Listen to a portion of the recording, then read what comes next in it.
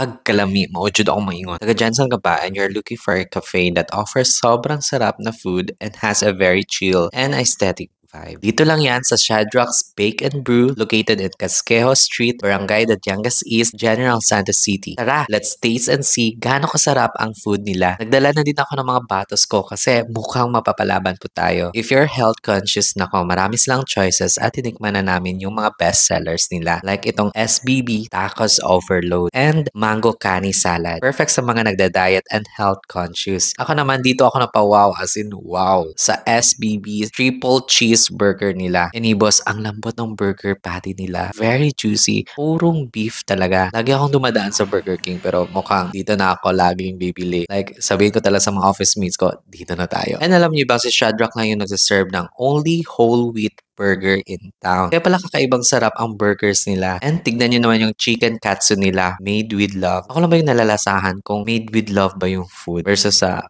meh. If fan ka din ng cheesecakes, try their blueberry cheesecake dahil if matikman nyo, parehas din kayo ng reaction ng pamangkin ko. Dito ako sa details ng kanilang Shake Overload Ubi Yam Inibos. Dahil kung gaano kaganda, ganun din siya kasarap. And wait, di lang yan shake. Meron din silang free cake. Ito naman is Rocky Road Cake. Home of Danish pastries din sila. And tinikman namin yung blueberry Danish. Perfect kasi sourdough yung gamit nila. Hindi ka talaga mauubusan ng choices dito. Meron silang Maki Floss, beefy sausage, poisson, Max Morg na ako sa Paris. Pero dito tayo sa pagka-Pinoy. May special ensaymada, special hopia, lahat na lang special, diba? Kasi, sarap. Ang tignan nyo, marami silang stock kasi mabilis na maubos. Pwede din kayo magka-order ng kanilang mga cakes. And legit na masarap dito kasi after matapos nung nasa likod namin, may pumalit ka agad. By the way, sinabi ko na ba na non-pork sila? Yes po, opo. Di lang kami nabusog, nag-enjoy pa kami sa experience. And one of the reasons na bumabalik ako sa cafe is kapag 10 over 10, ang customer service, very friendly and accommodating yung mga staff nila. And tingnan nyo, nasimot na namin ni boss.